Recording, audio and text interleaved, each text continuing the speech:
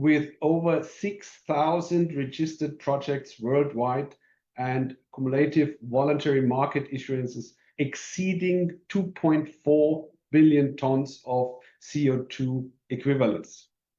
For Pakistan, enterprises across renewable energy, agriculture, forestry, waste management, and other sectors, this represents access to a $1 trillion global marketplace. It's remarkable. Pakistan is uniquely positioned to benefit from this transformation. There is a proven track record with over 75 approved carbon projects under the Clean Development Mechanism, demonstrating the country's technical capabilities and institutional readiness. More importantly, Pakistan's recent launch of carbon market policy guidelines positions it at the forefront of Article 6 implementation with our alignment to international mechanisms, creating a competitive advantage in accessing global climate finance. The Pakistan-German Climate and Energy Partnership supports the development of technical capacities and institutional frameworks that Pakistani businesses need to navigate this evolving landscape. By building local expertise in carbon project development and MRV systems, the PGCEP helps to make Pakistan more recognizable as a regional actor in climate finance. Over the next 3.5 hours, we will demystify Article 6 mechanisms and their direct application for private sector climate finance. You'll learn to navigate Pakistan's new policy guidelines and compliance pathways, identify practical entry points for accessing carbon finance opportunities, and build technical capacities for carbon project development and implementation.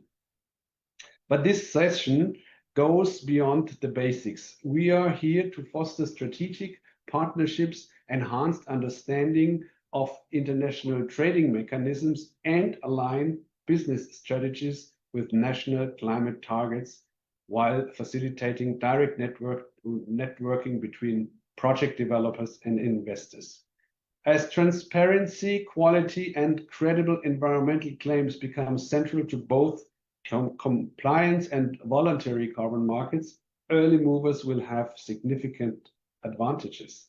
The companies and institutions that build carbon market capabilities today will be best positioned to access European climate finance tomorrow. This seminar represents more than information sharing. It's about building Pakistan's capacity today for tomorrow's climate finance markets. Through our continued partnership, GIZ Pakistan remains committed to ensuring that Pakistan businesses can compete effectively in the global climate finance landscapes while creating measurable benefits for people, planet, and prosperity. Let's begin this journey together towards unlocking Pakistan's carbon market potential. Thank you very much and good luck. Thank you.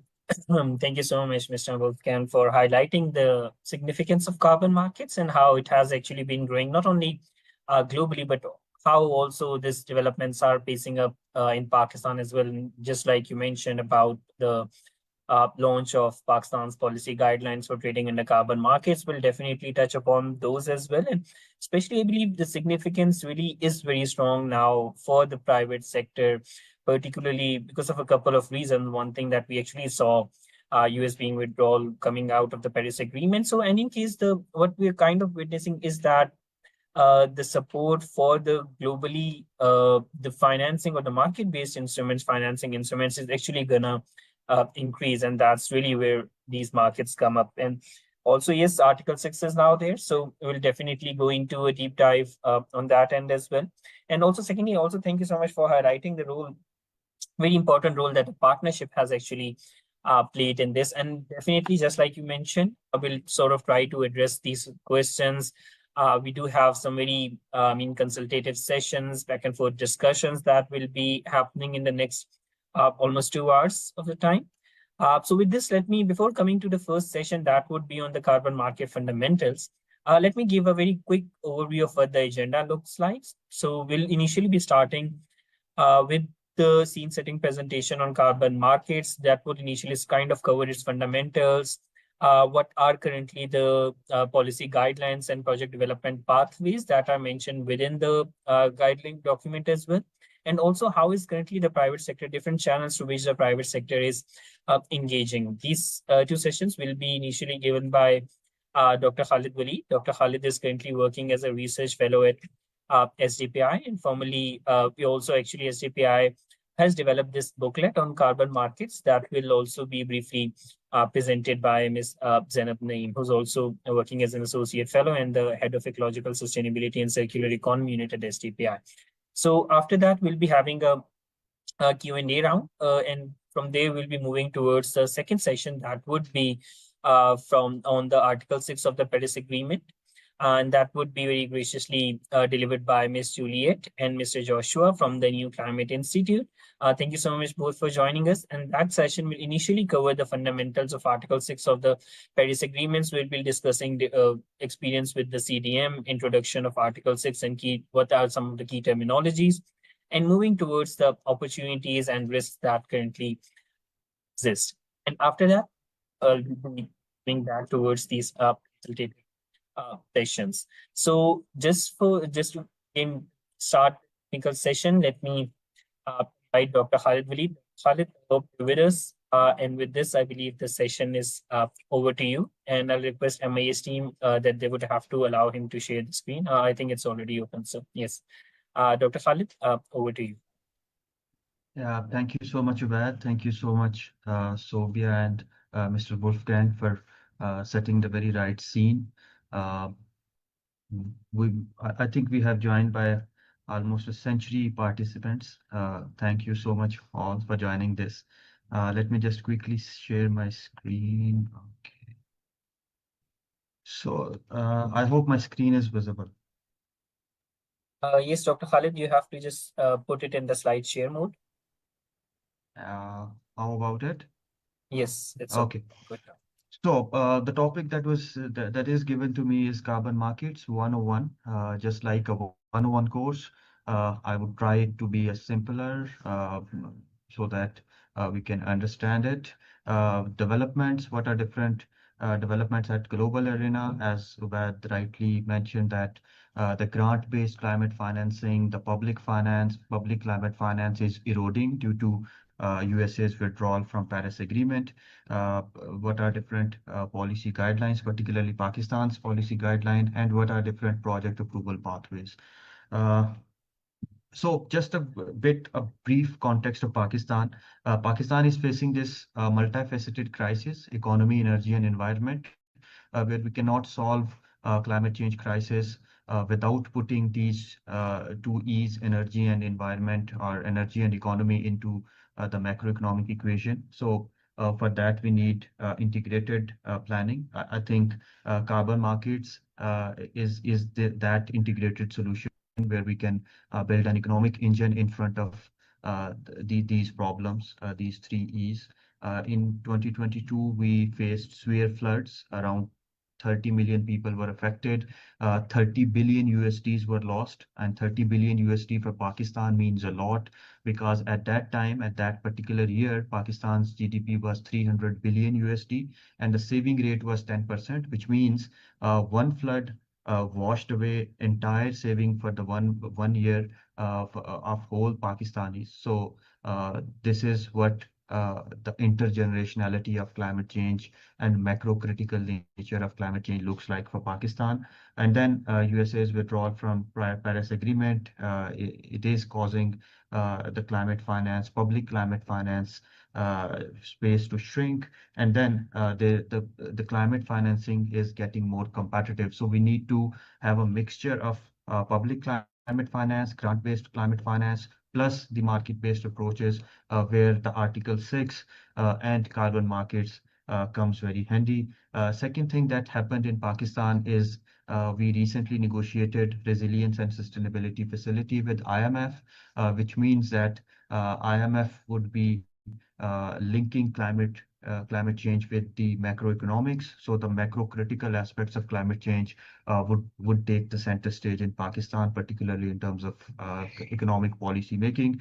And we have seen that there is a carbon tax in Pakistan right now in the form of petroleum development levy, or carbon levy, which would be expanded to other sectors as well, which means now we are heading towards a compliance regime, but right now it is a voluntary sort of thing. Again, 101, typical demand and supply cross, where demand and supply intersects, the price sets in market, and it is the equilibrium price. But there are certain commodities so when we are producing those commodities, they cause damage to the society. So this damage is also a cost in terms of marginal cost. So we need to add this cost as well, and then we'll get a true societal cost of that manufacturing product, which means now the price would be high, the actual price would be high, and this is what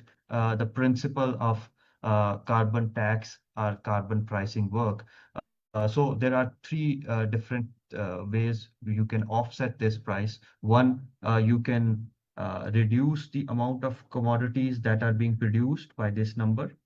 Second, you can offset it through paying taxes to the government. And third, you can offset it by carbon markets, generating carbon credits, so that you can offset the damage that have been done to the society.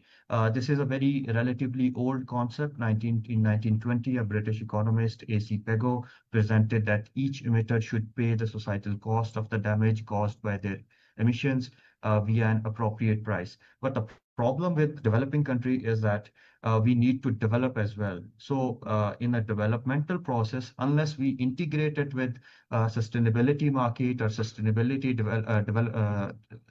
development or inclusive development, we cannot have development in true sense. So that's where the carbon markets comes handy. You do not have to sacrifice in terms of economic development, but the rule of thumb is that it should be inclusive, it should be sustainable. The finance generated through carbon markets, they should be recycled to those who are vulnerable to climate change. Unless it would just be a tool of or instrument of capitalism, I think we need to generate high quality, high integrity based carbon credits as well. This is what RSF, or Resilience and Sustainability Facility in Pakistan, looks like. The reform year number 9 and 10, they specifically ask for a carbon levy in Pakistan to be implemented on fossil fuels, particularly petrol, diesel, and furnace oil, but it would be expanded to other fuels as well. So if we want to have business growing, we need to have a parallel market mechanism going, which is carbon market, so that our hard to abate industries, they sort of continue to grow, and in the meantime we offset the carbon emissions as well. So there are two things what Pakistan can do. We can tax the industries. This will slow down the fast runners. We can put quotas or cap and trade, again slow down the fast runners, hamper the already hampered industrial growth in Pakistan. We cannot provide carbon subsidies because we are under IMF program and we have limited fiscal space. Carbon markets present a viable economic options. This is what a global landscape look like. If you see these blue bar, they are the levels to achieve net zero emissions by 2050 globally. And this is the baseline, the orange dotted line. And the difference between these two lines is the potential of generating carbon markets and the scope and magnitude of global carbon markets, which is huge, particularly for developing countries or countries like Pakistan, where labor is cheap. We can grow forest, so we can have economically feasible credits. In terms of carbon markets, there are two types of markets: voluntary markets, compliance markets. As name suggests, voluntary markets, the voluntary carbon market enables private parties to buy and sell carbon credits representing the avoidance, reduction, or removal GHG from atmosphere. There is no compliance in compliance market. These markets are regulated and mandatory international, national, or regional carbon management regimes, just like we have in EU and parts of USA as well. In terms of Article 6 of the Paris Agreement, which governs the carbon credits, carbon markets, there is Article 6.2, which is based on ITMOS, the International Transport Mitigation Outcomes, where government-to-government interaction and transactions are happened in terms of carbon markets. And Article 6.4, it is the upgraded version of old CDM mechanism. It is a centralized carbon market mechanism overseen by the United Nations.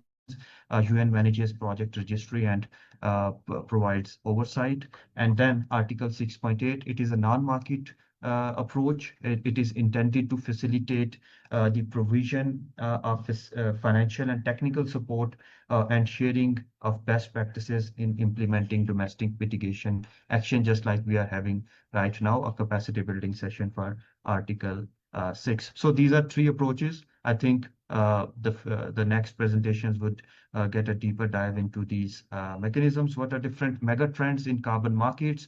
There are supply side trends and there are demand side trends. In supply side trends, nature-based and tech-based carbon removal are on the rise, which means the carbon price would be higher for nature-based and tech-based carbon credits. Carbon credits finance will focus on big sectoral transformation, particularly in terms of engineered solutions, other sort of things.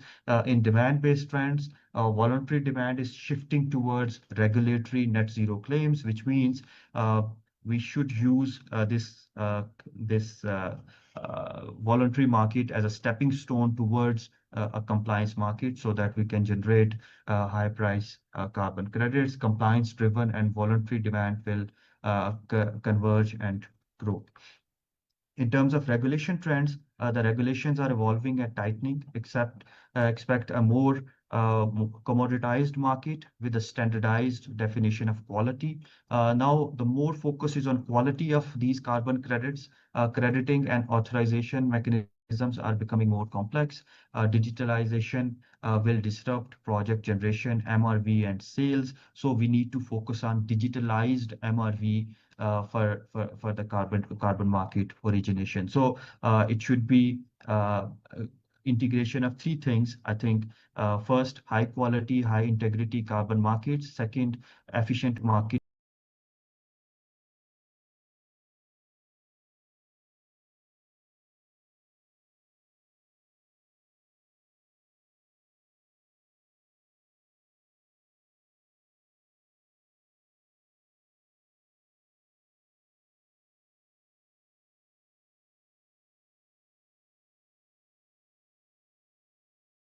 based practices. And third, I guess, regulated billion was allocated to nature-based removals or 10 billion to tech-based projects. There is a buyers club now. Microsoft joined Symbiosis Coalition for nature-based solution and NextGen for tech-based solutions. In terms of sectoral transformation through ITMOS, more nations will look to generate significant mitigation activities, especially in hard to abate sectors, particularly in terms of energy transition. The Coal to Clean Credit Initiative, supported by Verra. Recently, Verra has approved this methodology, and this methodology can now be used to early retire some of the coal power plants. Rockefeller Institute Foundation, they are planning to early retire 60 power plants, particularly in Southeast Asia and South Asia, using this mechanism. In terms of demand side trends, voluntary demand is shifting towards regulatory net zero claims. Over 7,000 businesses worldwide now have validated science-based targets. Around 60% of Forbes 2000 companies have validated these targets. In 2024 alone, Elon Musk's Tesla earned around 2.76 billion from carbon credit sale, 54% increase from 2023. Carbon taxation and credit swaps, 40% of carbon pricing instruments allowing the use of carbon credits. Under Article 6.2, credits generated by an independent crediting mechanism such as Verra Gold Standard or by the UN managed mechanism under Article 6.4. So we need to go towards these compliance-driven voluntary markets. In terms of regulation, Article 6 finalization at COP29, the USA and UK's principle for high integrity carbon market and EU's green claims directives. But as you know, US has withdrawn from Paris Agreement, but still EU and UK, they are pushing for a very highly regulated carbon market at global arena. Expect more commoditized market, particularly in terms of legal status of carbon credits as a commodity, as a traditional commodity. Harmonized definition of quality will make it easier for buyers to compare projects. Market maturity will bring greater transparency, liquidity, and price discovery. But Pakistan needs to, particularly the developing country, they need to focus more on the legal side of it so that we can commoditize it in a way that is more legally feasible and easier to sort of define what the quality means for carbon credits. In terms of crediting authorization mechanisms, the growing market requires a deeper understanding of compliance market requirements. However, over the long period, shared learnings will provide more opportunities so that the convergence of shared standards can be achieved. Right now, there are multiple standards, multiple regulations. We need to converge to a point where we share these innovation in terms of regulations. Digitalization will disrupt project generation, MRV, and sales. So we need to go towards digital monitoring, reporting, and verification so that we can change the process of sales of carbon credit would be more digitalized. Maybe at some point, blockchain and other sort of technologies would be used as well. In terms of new developments, greater standardization, given the current lack of standardization or lack of integration of different standardization mechanisms, combining different criteria and insights will be essential for comprehensive review of individual carbon credit projects. So what carbon project developers should know, what are different standardizations and what are different regulations so that they can combine and they can get the good quality of a carbon regulation or a standard, and then they can have this high integrity, high quality, greater standardized carbon credit. Second is global carbon market under Article 6, development of different methodologies and climate project under the UN crediting mechanism, Article 6.4. While trades under ITMO's Article 6.2 is picking up the scale, CDM methodology is also being revised, and CDM is being picking up the scale. CDM methodology is also being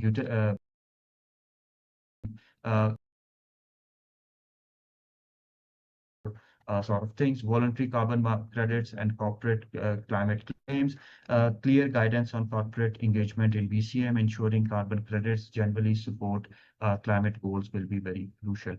In terms of big sector transformation, again, in 2024, the International Civil Aviation Organization Council approved new carbon standards, particularly including gold standards, Verra, and climate action reserves and global carbon council.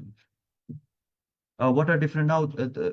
If you see these slides, you will see the focus is on integrity on high quality carbon credits. The core principle of ICVCM is particularly from the standpoints of governance, it should have effective governance, these carbon projects, the tracking mechanism, the transparency, the robust, independent third-party validation and verification systems. So all these four things will join and have integrated high-quality governance system for a carbon credit project. If these four elements are there, I think in terms of governance, that carbon credit would be a good, successful carbon project. In terms of emission impact, one thing is very important, and I think it is the core of carbon projects, and that is additionality. If additionality is understood in a good, comprehensive way, I think carbon project development would be very easy. The greenhouse gas emission reduction or removal from the mitigation activities shall be additional. That is, they would not have occurred in absence of incentive created by carbon credit revenue. So additionality is very important. Second is permanence. The emission reduction should be permanent If there is a permanence, the carbon credit generated would be of high quality, of high price, robust quantification of emission reduction and removal, no double counting. If additionality and permanence is being assured, I think no double counting would also be assured. But these are four elements in terms of emissions impact. In terms of sustainable development, this is very important, particularly for developing countries. Carbon credits, those who are integrated with sustainable development goals would be of high quality, high integrity. Sustainable development benefits and safeguards these projects as well. So we need to integrate these carbon credit projects with all the SDGs so that we can achieve co-benefits as well. In terms of Pakistan, in 2024 at COP29, Pakistan launched carbon market policy in Pakistan, which is Pakistan's policy guideline for trading in carbon markets. In that policy guidelines, there is a project approval framework. The trading will occur for project within the ceiling of 50% of conditional targets in NDCs. So there are conditional and non-conditional targets. In NDCs, the 50% of conditional targets is the baseline or ceiling line for the carbon trading. There is a mechanism you need to follow in terms of project development. First, the PIN documents, they have to be submitted, and then LOIs, the PDDs, NOCs, and then you get an ITMO transfer certificate or Article 6 transaction certificate. In terms of submission of PIN, what the project developer needs to do is to submit a PIN document, endorsement letter from the managing authority using the Annex 1 Proforma, which is attached to the guidelines document. The NDA, the designated authority, which is the Ministry of Climate Change and Environmental Coordination, you need to submit this document to MOCC. And then in second step, upon issuance of approved PIN document, it is valid for 2 years plus 180 days extension, and then PDD expires if you do not submit the terms of LOI given in Annex 2.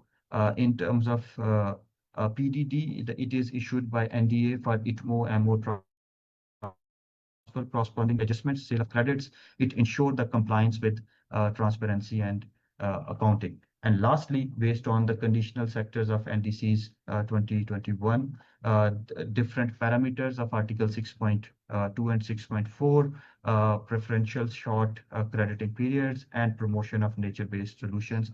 I think if all these eligibility criteria are followed, you'll get ITMO transfer Article 6.4 transaction certificate. In terms of different obligatory fee, the 5% of total carbon credit generated originated would be deducted at source for voluntary NDCs for the country. NDCs 3.2 are upcoming, 3.0 are upcoming. 12% of the net revenue of corresponding adjustment fee, CAF, would be deducted as well. Out of that 12%, 50% would go towards the provincial government where that project is being originated, and 50% would go to Pakistan Climate Change Fund, which was established under Pakistan Climate Change Act 2017 and will operation under the Pakistan Climate Change Authority and Pakistan Climate Change Council, and 1% of the gross revenue as administrative fee for the federal government. What is the way forward for Pakistan in terms of carbon markets? As a project developer, we need to think that this is a capital-intensive credits. Pakistan's I would say, niche is in labor intensive products, so we need to find that balance as well. We need to look for the financial investments. What is the level of knowledge diffusion, particularly in terms of the linkage between academia, government, and industry? Technological diffusion is very important. And lastly, quality diffusion is very important. Recently, we have seen that multiple carbon credit projects have been declined by Verra and other standards from China and other countries on grounds of low quality carbon credits. So we need to take care of that as well. In terms of credit buyers, I think the Chamber of Commerce in Pakistan and the other international private sector. They need to generate demand for Pakistan, ensuring market integrity. Sectoral transformation is very important, particularly keeping in mind the Coal to Clean Credit Initiative, which can support Pakistan's energy transition as well, and then supporting regulated net zero claims as well. So it would be an integrated approach where Ministry of Finance, Ministry of Climate Change, Law and Justice Division, I think if we work as a coordinated effort with the help of private sector and development partners like PGCEP and others, I think Pakistan can have a very good integrated market which can solve Pakistan's economy, energy, and environment problem, and we can build a sustainability economic engine in front of our sustainability drive. I think with this, thank you so much. If you have questions, we can answer that as well. Back to you, Ben. Thank you so much, Dr. Khalid, and I'll request all the participants, if you have any questions or suggestions, please post them as of now in the chat or the Q&A box, and we'll take them very shortly. And I believe, Zainab, are you with us now? So yes, just to kind of mention that SDPI just recently developed a guidebook that is on decoding carbon markets. That's a very simple guide to understanding and engaging in carbon trading.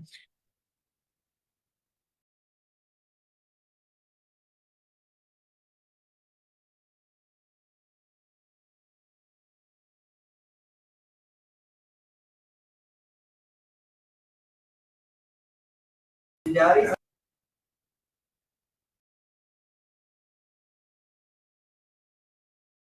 no audio.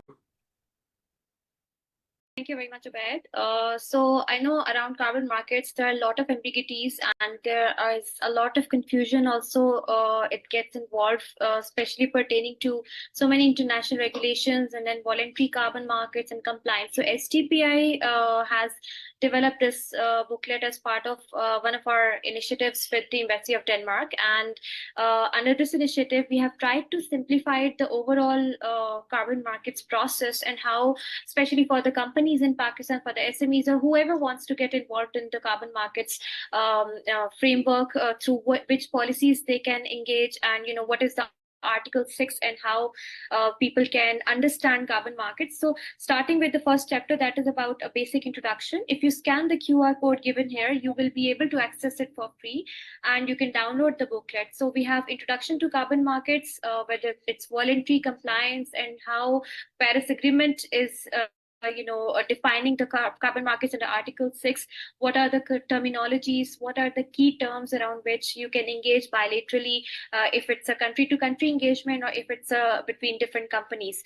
After that, there is also a sort of guidance around, what are the exact mechanisms or what are the credits exactly, how you can translate your projects and how you can work around developing your projects on and how your projects can be selected for trading in the carbon markets. Then we have also outlined different standards and mechanisms for trading carbon markets on different projects, and also the project methodologies that are existing in the world, and also in context of how easily, which are the easy methodologies, which are the registries, which are the standards, what are VBBs, and the intermediaries, the brokers through which you can engage using over-the-counter platforms. We have also outlined those as well.